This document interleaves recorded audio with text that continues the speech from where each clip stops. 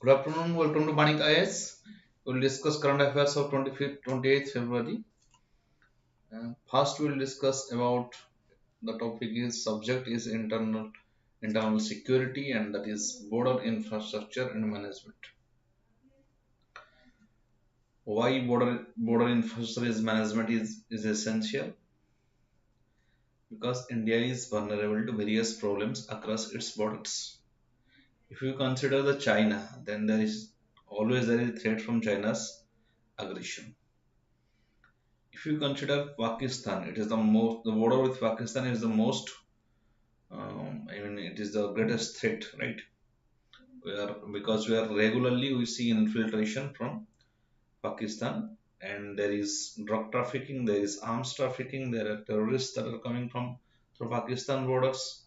So, so far as Western border is concerned, it is very important to develop border infrastructure. And if you consider next, that is, if you consider the Bangladesh, with which we share maximum amount of border, that is also important. Why it is important? It is important because from Bangladesh, the greatest problem is trafficking of animals, trafficking of human trafficking, as in drugs trafficking, trafficking, all these things. Various illegal activities are conducted through border. That means if somebody has to do something particular wrong thing, then they will do that in a particular area and they go and hide themselves in Bangladesh. There is also huge migration, right? Huge migration from Bangladesh to northeastern area, especially some states like Tripura, where the demography has changed because of migration, right?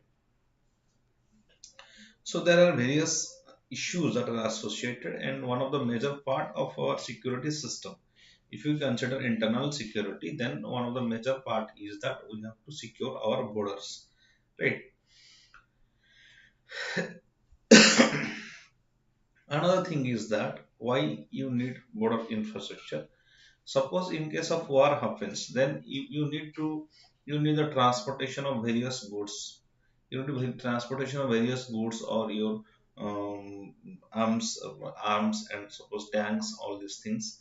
That's why you need this transportation. You need sudden draws of the soldiers, all these things. So development of border infrastructure is important so far as security is concerned. It may be from internal security, it may be it is generally. And if you consider the various border infrastructure, then the most important area where border fencing is essential, that is, as the most important is that is your um, Pakistan, and that is our LAC, and then the Bangladesh border. So far as border with Nepal is concerned, it is very open border. There is no such threats, but still there need to be some check and balances because some activities like money laundering occurs through it. Okay, so what is this border infrastructure management? BIM scheme is will help creation of infrastructure such as border fence, border floodlights, technological solution, border roads, and border outpost. Company operating bases secure India's borders with Pakistan, Bangladesh, China, Nepal, Bhutan, and Myanmar.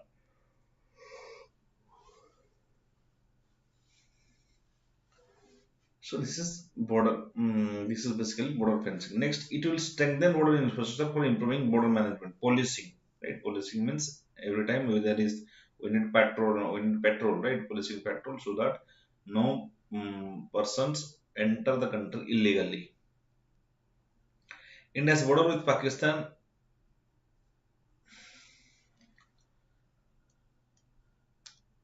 India's border with Pakistan is 3,320 kilometer long, including about 775 kilometer of the line of control.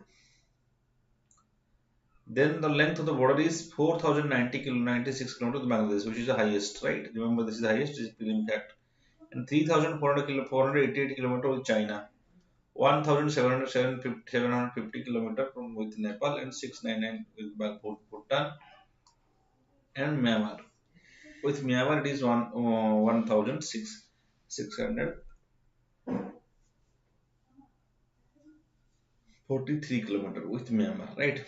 This question they may ask in prelims so far as the chronological order is concerned. So first we see the Bangladesh to the highest, then we see with China, then we see with it is with Pakistan, then then Pakistan, and after Pakistan it's the Nepal, then Myanmar, and at last there is Bhutan. Bhutan is last. Bhutan is last. Bangladesh is first, right? And China is second. Pakistan is third. So far as the length of the border is concerned, it's an important question. Many times they have asked in geography. Then border infrastructure and management. Recently, Ministry of Home Affairs has approved. Remember, this border management has controlled by Ministry of Home Affairs, and their Ministry of Home Affairs also controls the paramilitary forces. Right, they are not under the Defense Ministry. Especially, they are engaged in providing the security to the borders.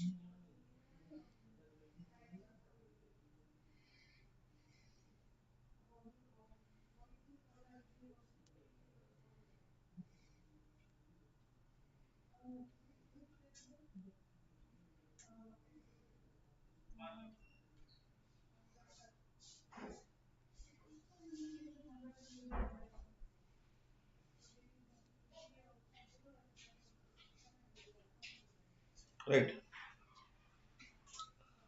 Okay. Then the program aims to meet the special development needs of the people living in remote and inaccessible areas situated near the international border and saturate the border areas with the essential infrastructure through convergence of central, state, BADP, and local scheme. Border Area Development Program and local scheme, right? What is this? Especially this one to take that those areas, especially when we see the border areas, they are underdeveloped areas. Why they are underdeveloped areas? Because whenever there is a border area, that has some risk, their least their population density is low, because there is threat. Nobody would like to stay in the border areas of Pakistan, because anytime they may be killed. So as population density is low, so there is investment is low, and infrastructure development is also low. So that is one point why we need to develop, right? Then that is they're underdeveloped, that's why they need to develop, right? So convergence of all the central, state, and local schemes, they will help in the development of border areas. Then border area development program, it is the border areas of western region during the seventh 5-year plan. Remember, this started seventh 5-year plan, border area development program,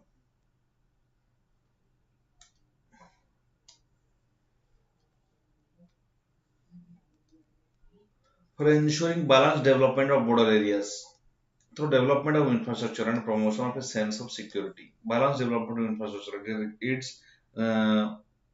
It initiated in seventh 5-year plan, that is 1985. Seventh 5-year plan, very important. Remember, border development program started. Next, smart fencing. Smart fencing. The pilot project covering about 71 kilometers of Indo-Pakistan border and Indo-Bangladesh border 61 kilometers of comprehensive integrated border management system CIBMS have been completed. Two pilot projects covering about 71 kilometers of Indo-Pakistan border and 61 kilometers by Indo-Bangladesh border and comprehensive integrated border management has been completed. CIBMS involves deployment of range of state-of-the-art surveillance technology. State-of-the-art surveillance technology means very developed indigenous technology, thermal images, infrared laser-based intruder alarms, aerostat for aerial surveillance, unattended ground sensors that can help detection of intrusion bits, that means coming inside the ground, radar sonar system to secure riverine borders, fiber optic sensors, and a command and control system that shall receive data from all surveillance devices in real time. So this is the comprehensive arrangement that are made in border areas, especially to promote security. Remember, these things need to be mentioned. So far as mains answer is concerned, one is thermal imagers, infrared laser based intruder alarms, and aerostats for aerial surveillance, unattended ground sensors, and then sonar system, radar sensor system for riverine areas, fiber optic sensors, command and control system. And board QRT, border electronic dominated QRT interception technique under CBIMS on the Indo-Bangladesh border on Dhubri district Assam is also being used. Dhubri district of Assam, it is bold QRT is used, that is border electronic dominated QRT interception technique.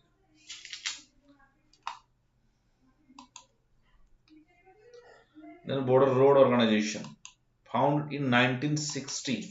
Border road organization is founded in 1960. BADP is border area development program that started in seventh 5-year plan, right? And this border or road organization, it started in 1960. An organization plays major role in providing defense infrastructure including road, bridges, highways, airports, tunnels, buildings, and other such structures. Defense infrastructure founded to develop defense infrastructure. Border road organization started in 1960. Then BRO has constructed lifelines of 30 lifelines over 53,600 kilometers of people of Sikkim, Arunachal Pradesh, Mizoram, Manipur, Nagaland, Tripura, Meghalaya, Ladakh, Jammu and Kashmir, Uttarakhand, Himachal Pradesh, and Andaman Nicobar Islands. So these are so it has constructed border areas around border roads around 53,600 kilometers under border road organization. Next topic is science and technology. It is regarding supercomputing mission. So if you consider science and technology, then there are some topics. For example, supercomputer, cloud computer, and there is quantum computing, right? And the normal computer. What is this What is first? What is this? There is quantum computer, supercomputer, cloud computing. First, let's learn the three things. What is quantum computing? Quantum computing utilizes quantum theories. Quantum theory, that is quantum means any particle that is at subatomic level or atomic level, right? That is quantum.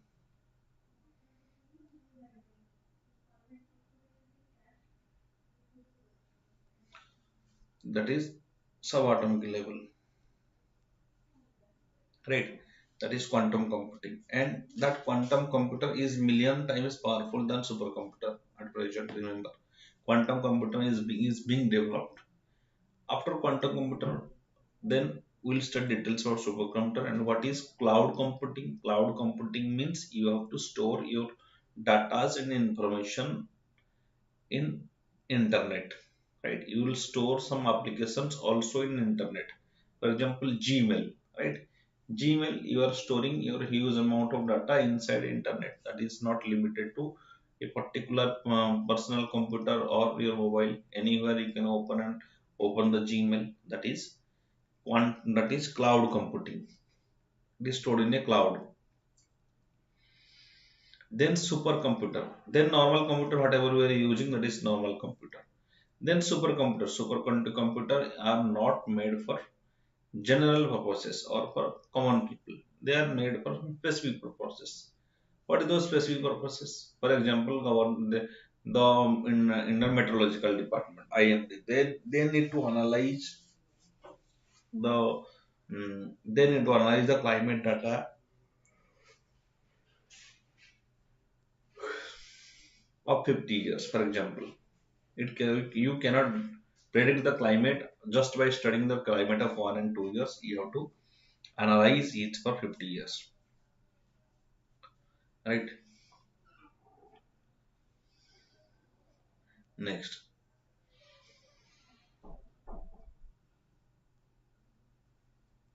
So for those purpose, so for this purpose, you need a supercomputer which can calculate the data with with for so many years. Another thing is that suppose there is for banking operations, right? At the same time, the bankings of bank, a particular bank has to calculate all the debits, credit, fines, all these things for all its customer. So a general computer cannot do that, right? These are huge calculations. So for a particular purpose, you need some supercomputer, right? So recently, what happened? Indian Institution of Science (IISc) Bangalore installed the supercomputer Param Pravega. Remember this Param, various types this this Param. Remember Param Pravega. It is the new supercomputer of India. It has supercomputing capacity of 3.3 petaflops. It has been installed on the government's National Supercomputing Mission. The scheme is National Supercomputing Mission Forum Probega, which has 3.3 petaflops. What are these petaflops? This is the unit in which you express the capacity of supercomputer. National Supercomputing Mission is intended to indigenize the development of manufacturing of super powerful computers. Right? Indigenize means producing indigenous technology. Right? This term supercomputing mission is there to produce indigenous technology so far supercomputer is concerned.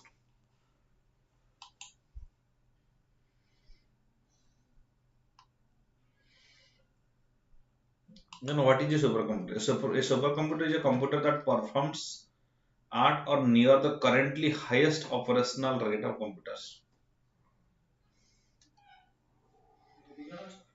That performs at or nearly currently highest operational rate for computers. Highest operational rate for computers. Generally, petaflop is a measure of processing speed. Processing speed is measured in petaflop. Petaflop, right, is that is expressed in 1,000 trillion floating point. Flop means floating point. This is a unit around 1,000 trillion floating point. Floating point operations per second are typically used for the measure of performance of a supercomputer processor. Then, using floating point encoding, extremely long numbers can be handled easily.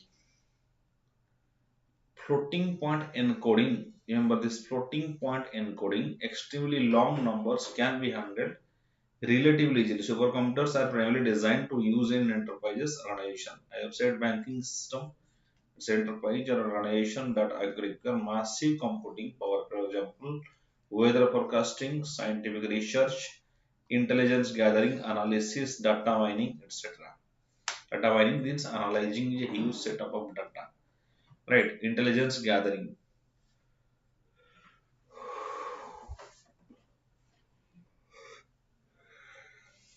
That is bit by bit analyzing a huge set of data. And what is scientific research? How supercomputer can help in scientific research? It can help in scientific simulation. Simulation means simulation means automatically you give the input and it will help you know specific purposes. For example, it will help in research. Suppose it understand the suppose supercomputer understand the property of a particular material and it understand the property of another material. And if the both if we may ask the computer that what will happen if both the computers if both the molecules or both the substances are intermixed with each other, then supercomputer can calculate all these things, so that will help in research, so it reduces the time of research.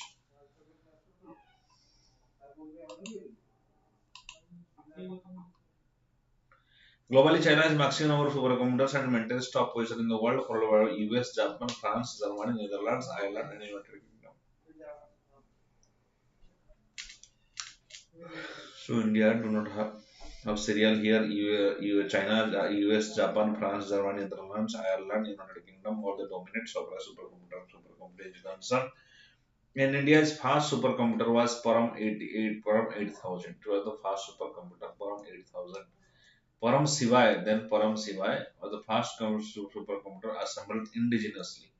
Was installed in IIT or BHU and followed by Param Shakti.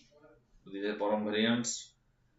Param Brahma, then Param Jukti, Param Sanganak, IIT Kanpur, at IIT Kharagpur, IJR Pune, JN CSR, Bengaluru, and IIT Kanpur respectively. So these are the various varieties of Param supercomputer.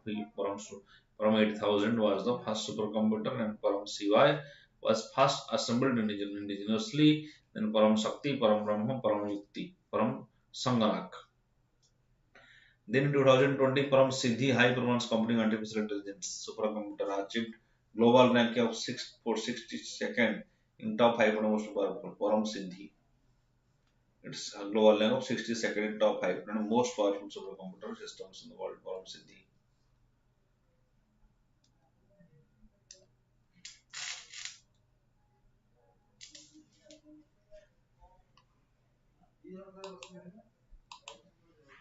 What is National Supercomputing? What is National Supercomputing Computing Mission? National Supercomputing Mission was was launched to enhance the research capacity and capabilities in the country by connecting them to form supercomputing grid with National Knowledge Network (NKN) as backbone. The NKN project is aimed at establishing a strong and robust Indian network which will be capable of providing secure and reliable connectivity. What is the National Supercomputing Mission? Launched to enhance research and capability. To enhance the research and capacities and capabilities in the country by connecting to one supercomputing grid. That is, this supercomputing mission will this is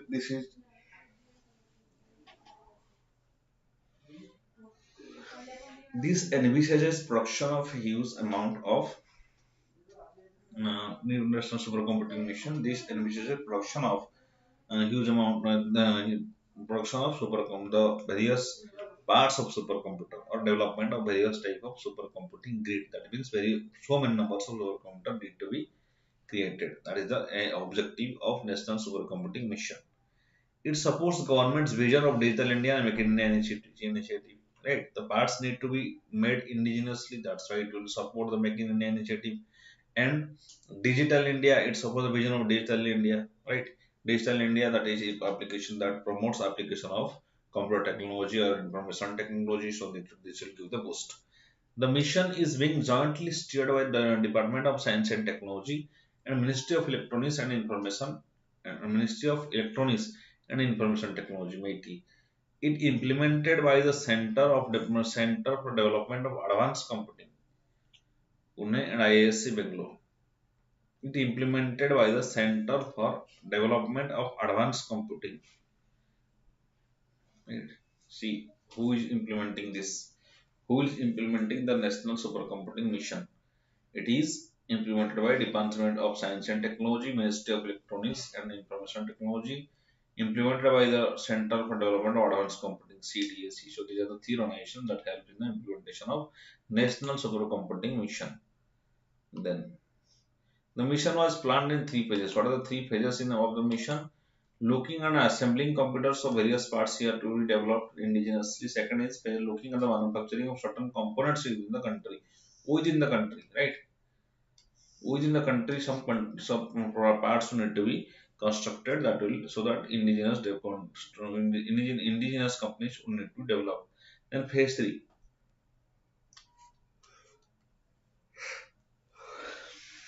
where a supercomputer is designed by India, right? An indigenous developed several platform called as Rudra is being tried out in pilot system with an interconnect and internal communication called as Trinetra have been deployed. So Rudra and Trinetra both will help in achieving the objective of the National Supercomputing Mission. Rudra is a server platform, that is pilot system that interconnect and internal communication server platform is Rudra, and an interconnect and internet communication called three netra, right? These two are there to achieve the objective of national supercomputing mission. Then next is the secretariat for 2023 G20 summit. Recently, Union Cabinet made a mission to produce build a secretariat that will look after the affairs of organizing G20 summit in 2023. India will steer the international body as its president from 1st December 2022 to 29 November 2023. It will head G20 summit to be hosted here, that is in New Delhi especially. The last G20 meeting was held in Indonesia. The secretariat will be functional till February 2024. It will also enable long-term capacity building, including knowledge and expertise for India's leadership on global issues or multilateral fora. Indonesia assumed the presidency of G20 in 2021.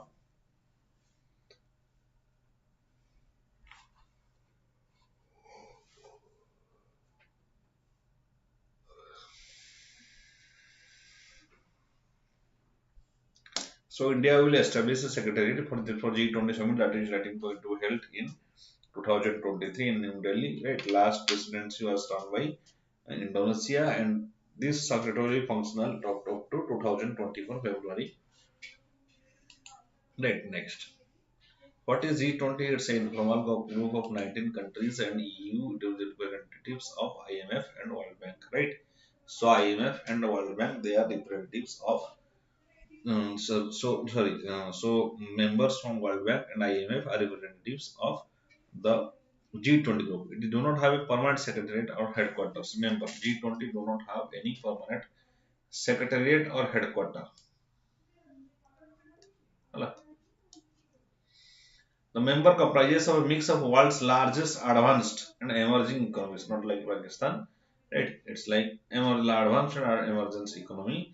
For example, India, right? Here see the members: Argentina, Australia, Brazil, Canada, China, France, Germany, India, Indonesia, Italy, Japan, Republic of Korea, Mexico, Russia, Saudi Arabia, South Africa, Turkey, the United Kingdom, United States, and the EU. These are the 20. These are the 20 members of G20. Right? The membership comprises a mix of world and two-thirds of world population, 80% of global domestic GDP, 80% of global GDP. Right?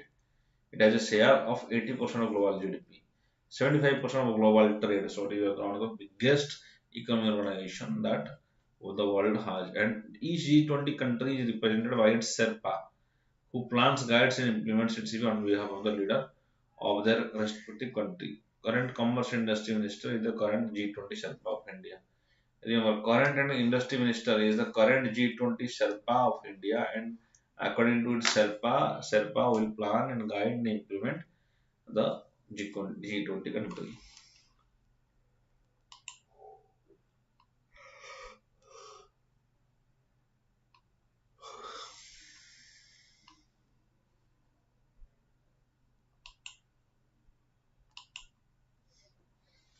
At Riyadh Summit to October 2020, it provided four things: fighting the pandemic, safeguarding the global economy.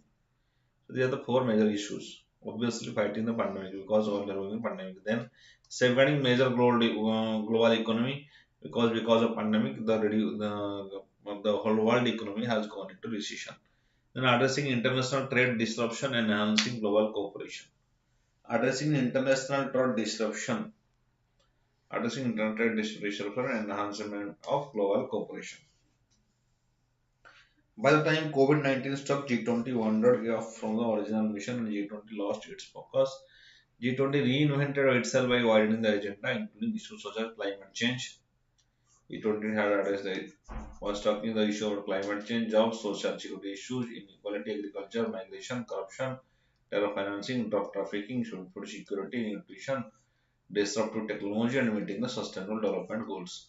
So these are the various areas where G20 is focusing. The most important is climate change and job and social security, addressing inequality, addressing agricultural distress, addressing the issues with migration, and reducing corruption, and curbing internal financing. All these things are the job of G20. In recent times, G20 members have made all the right commitments after the pandemic, but there is little so in action. As far as implementation is concerned, G20 Egypt is poor. Poor implementation.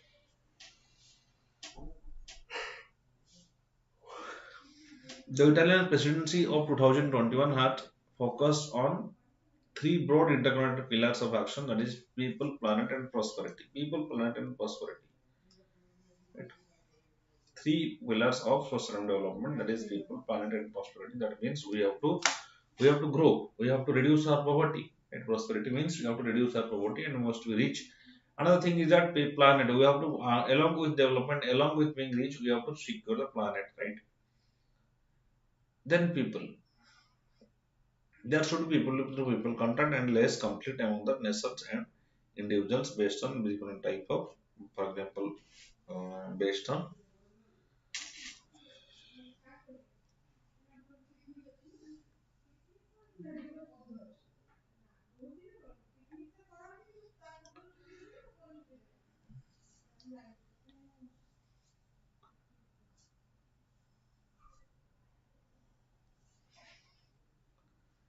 So because if people to people contact are poor, then there is chances of classes. For example, we have suppose class of civilization. Then what happen with class of civilization? There is fight between the Middle East countries and the rest of the world, right? Or them themselves. So that lead to instability. So there should be people to people contact need to develop. Despite millions of deaths, G20 members have refused to give legal backing to manufacture vaccine in developing countries. Right? One thing is clear that millions of deaths happened, but no international organization gave legal backing to manufacture vaccine in developing countries. And the developing countries suffer a lot. What is India's potential for G20 presidency? As a founding member of G20, remember India is a founding member of G20.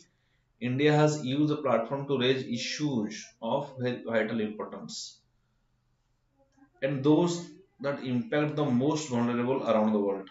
But due to rising toll of unemployment rates and poverty in domestic person, it's hard to take the lead effectively. Right? India earlier has used this platform to raise up various issues like terrorism and various issues that affects the world. Right? But the problem is that now unemployment and poverty is increasing in domestic. So this will be difficult to take the lead properly. India has such a strong example, the only country among G20 nation that has tracked towards meeting, that was on track towards a meeting, and it has promised 2015 Paris climate in terms of being only 2 degrees Celsius compatible country and much ahead compared of the two other G20 countries also doing this commitment. Right? India is the only country who has fulfilled its Paris climate deal commitment, not the other countries of G20. That is the significance of India. Currently, India leadership role is delineating success of India-France-led International Solar Alliance. International Solar Alliance is globally well acclaimed and as a turning point in intervention in mobilizing resources towards promoting research and development. International Solar Alliance. Why there is International Solar Alliance? International Solar Alliance. This basically creates a platform so that those countries which are sunrise countries, for example, those countries which are situated between the Tropic of Cancer and Tropic of Capricorn, they must collaborate, and by the collaboration, they will promote joint research and development. So the outcome of technology, very good technology will be outcome, and everybody will share. This was the objective of International Solar Alliance, and that will facilitate to mobilize resource and development of renewable energy. Also, vision of self-reliant India, Atmanirbhar Bharat, and expected transformation and role of new India. The global paradigm is an important and relevant partner of world economy and global supply chain in the aftermath COVID-19 crisis. So it is important right? Because it is important for India. It's a large country and a huge population and all have expectation, right? That's why we need to engage with the larger community to develop Indian economy. India's endeavor in establishing coalition for disaster resilient infrastructure, comprising nine of the G20 nations, among other, provides new dimension leadership to the global growth process. India aims to establish coalition for disaster resilient infrastructure comprising nine of the G20 nations. Disaster resilient infrastructure so that there will not be any loss of when disaster happens.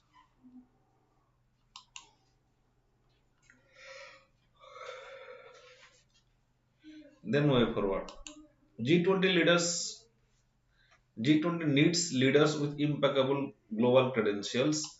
With India assuming the presidency in 2022, it has the opportunity to restore the world's faith in multilateralism. India is not aligned to any country, right? Even during the Ukraine crisis, India has abstained from voting in United Nations. India has not neither India supported Hajj and India supported Ukraine, mm, neither India supported Ukraine, neither it is supporting Russia, right? Now it is neither it is supporting the Ukraine. So it has maintained a balanced position it, and it want to promote multilateralism. Then the emerging economies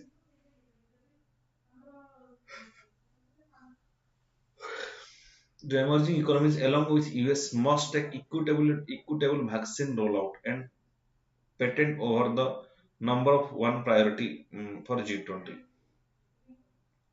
Must take equitable vaccine rollout, right? Vaccine rollout is the most important thing and patent waivers should be made for the larger humanitarian cause, but these things are not done yet. The G20 must strengthen the partnership with international organizations such as the IMF, OECD, WHO, World Bank, and WTO and delegate them from the task of monitoring progress. Right? They need to monitor progress so far as monitor progress. They should work for example, vaccine.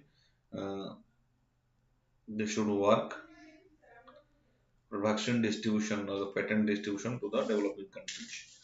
Call it developing countries. So this is all about G20 now. We see the objective questions. Consider the following statements regarding motion of thanks. Motion of thanks, it is addressed by Prime Minister of India. It must be passed by both houses. It is not by Prime Minister of India. It is by the President of India. Right. So first option is wrong. It must be passed by both the houses. Yes. So two only answer is the right answer. Justice Puttaswamy case, it is a landmark case of Supreme Court of India that is related to right to privacy, right? It came in Aadhaar award. Justice Puttaswamy case also given Aadhaar award that right to privacy is a fundamental right. It comes under Article 21, and that is protection of life and personal liberty.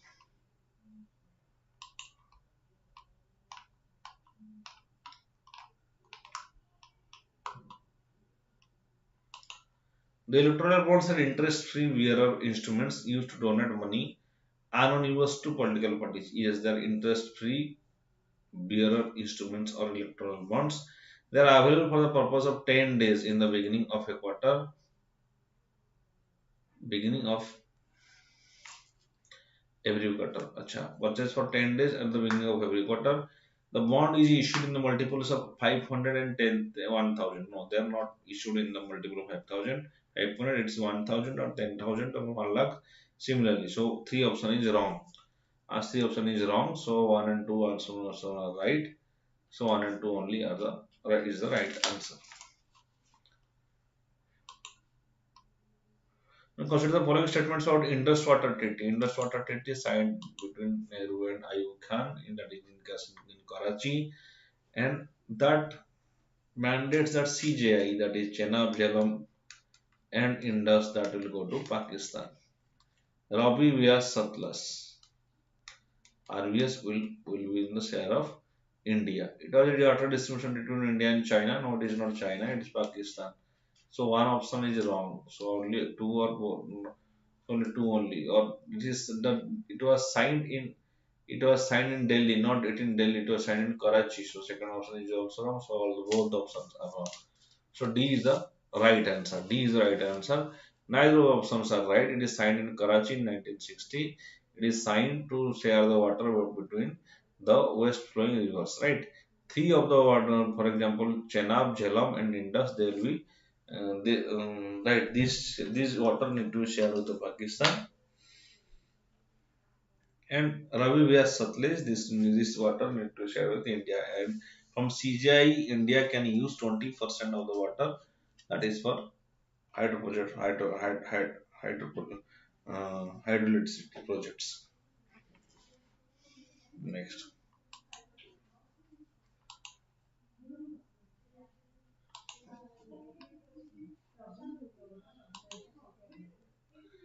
the term quantum key distribution is used in the context of quantum key distribution. This is security communication method that will provide end-to-end encryption. Right, quantum key distribution that will provide end-to-end encryption that will ensure secure communication method. And quantum key distribution means this is by which we use quantum technology. Quantum means any particles that are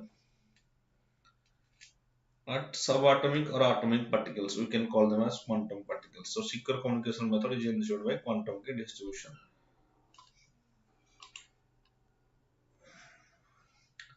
Like, so requesting to like this video and share this video, encourage us to continue this program.